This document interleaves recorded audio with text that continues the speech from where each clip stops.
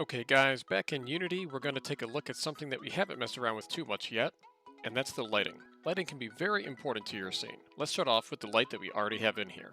In your hierarchy, you'll notice a game object that's been here all along, but we haven't done very much with yet, and that's this directional light right here. If I double click on this, it will snap me to my directional light, and let me adjust my angle so you can see this a little bit better. So with my skybox in my water, it's a little difficult to see here, but this is my directional light. Just like any other game object, it has a transform, so it has a position, rotation, and scale. A directional light works very much like the sun works in real life. So this is applying light to the entire scene.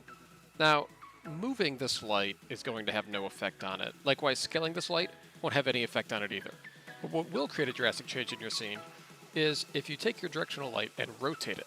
So as an example here, I've grabbed my rotate tool and I'm going to grab just one of these handles and I'm going to slowly rotate this a little bit, and you can see that my scene is getting brighter.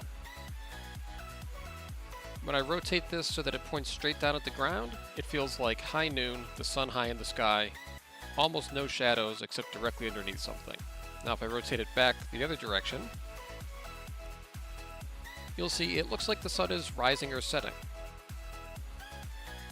And overall, the scene is getting darker. If I were to rotate this even further, so that the rays appear to be pointed completely away from my terrain, it should get a little bit darker still. But my skybox also has some lighting information included, and I want to talk about a few more lights. So I'm going to make this scene pretty dark so it'll be easier to see what these other lights are doing and how they work. So I'm going to go and change my skybox, at least for now.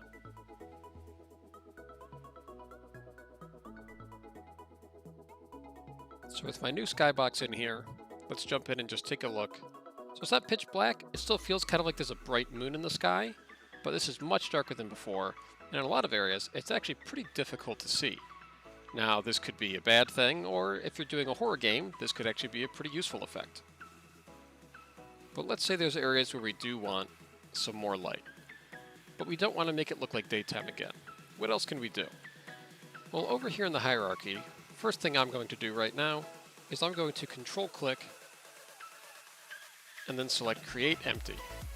This is just going to create an empty game object. Right now it's named game object. I'm just going to call this test light.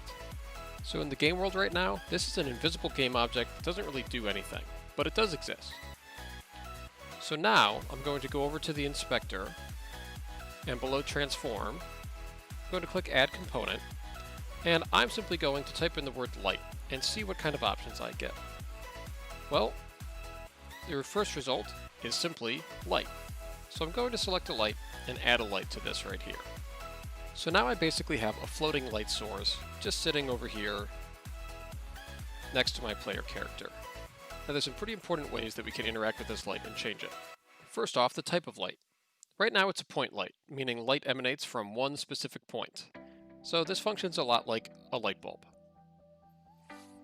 If we were to change this into a directional light, it would be like having a second sun in our scene.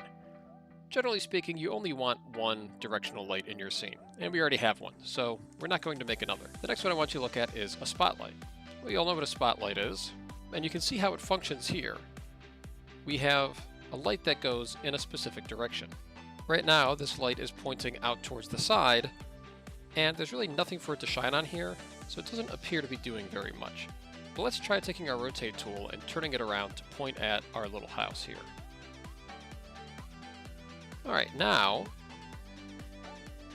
if you look closely there, you can see that our spotlight is shining on the wall. So if you wanted a light that looks like it's pointing at a location, whether it's an actual huge spotlight or something that's more like a flashlight, this could be really useful. Now, whether we're using a spotlight or a point light, there's some other pretty important settings that we can change here. The point light, for example, I can change the range. So this won't change how bright the light is, but how far it reaches. So if I change the range from 10 to 20, the light will shine a little bit further than it did before. Or up to 40, further yet.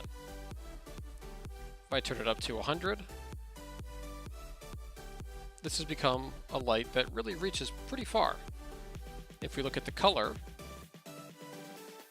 this looks like bright daylight right now. But if I wanted this to look more like light that's coming from a light bulb, I might give it something more of an off-white, warm yellow color. Or if I want it to look like it's coming from a fire, I might go with something more of an orangey glow. Whatever your needs, you can adjust the color to fit. Now, I don't really want you to mess with the mode right now, so we'll just leave it at real time. Intensity, however, you want to be careful with. So you notice when I change my range, it makes a difference, but you can change these numbers pretty drastically without doing anything that looks too crazy. If I go from 10 to 20, no big deal. But when I go from intensity, right now my intensity is at 1. Let's say I were to turn this up to 10. Doesn't seem like a big deal, right? But you can see 10 is actually incredibly bright. Now this could be useful somewhere, but for a light bulb, this is pretty blinding. So you might want to change this even in fractions, like say going from 1 to 1.5, or just from 1 to 2. Usually you're going to keep these numbers small, unless you need something that's really incredibly bright. So those are the most important settings that we'll look at right now. Similarly, if you jump over to Spotlight, you can see it kept my color and range and intensity settings. All of those settings are still here. We also have something a little bit different here, the spot angle. You can make this light wider or narrower as needed, whether you're creating something that's almost pinpoint focused like a laser, or like a big broad floodlight. That's up to you, and very easy to adjust. So you can see how adding lights to our scene obviously could be useful. If we want to light up an area, it's pretty easy to do. But right now this light source doesn't really make any sense. There's just light out here in the middle of nowhere for no reason in the middle of the night. It doesn't really make a lot of sense, though it is a little bit easier to see. What if we wanted this to feel more logical, like we can actually see what the source of the light is? Well, for that, all we really need is a 3D model. So I'm going to jump over to the asset store and simply search for light. After I've searched for light, I'll make sure it knows that I want a 3D model. I'll also tell it to look for something that's free. Now I'm finding some things that look really useful. I'm also finding some things that look pretty irrelevant, so I could probably find better search terms here. But I am finding things like lampposts, medieval lanterns. This one looks nice and small and like it'll download quickly for me. Simple wall lamp. Let's go download and import these simple wall lamps. You don't have to get this exact asset if it's not useful to you. Find something that'll work for your scene. But this is what I'll use to demonstrate how this could work. Alright, it showed up in a new folder called Lamp Wall. Let's jump back to our scene. And let's put this all together. Alright, let's look at their prefabs and see what we have. So we've got a lamp off and a lamp on. I want my light to be on, so let's bring out this lamp on prefab and see what it looks like.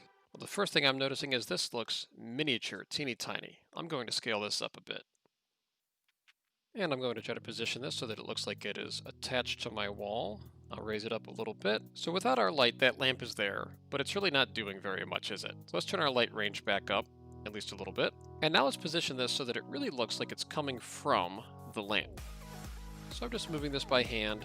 You could copy and paste the transform location, but this is pretty close by and should be fairly easy to do by hand. Now as I'm adjusting this, I want to be sure that I'm rotating around to really get this so that it's actually inside. If you're only looking from one angle, it might look perfect. And then as you rotate around, you might realize, well, it actually could be better or more accurately placed. So I think I'm getting pretty close now. Yeah, this light looks like it really is just about sitting right inside of that lampshade now. So let's zoom out and see what we get. Now we have a pretty realistic effect. We can see the source of the light. We can see that it's brightest close to the wall, where the lamp actually is, and it still provides us enough light that we can see what's going on around it. You can play around with the color and the range and the intensity of these at any point. With this one, I think I might want to turn up the range and down the intensity a bit because it looks pretty darn bright by the building. Now I've got a pretty believable light source, helping to light up the area around my house, and I have a reason to believe that it's coming from this lamp, not just floating here because it's convenient, and I'm pretty happy with these results. So I encourage you to think about the lighting in your scene. It doesn't necessarily need to be nighttime for there to be a reason for there to be some extra lights. You can use lights to lead players in the right direction and highlight objects that they're supposed to find. Lighting is incredibly important in the level design of a game, so it's more than just turning lights on and off and making sure that the player can see. So think about where you're using your lights and why, and do what you can with them. It's pretty darn easy to add a new light and just change some settings and find a way for it to have a positive impact on your scene. So give it a try, and don't forget to share what you come up with in the comments on Schoology. Alright, good luck and have fun.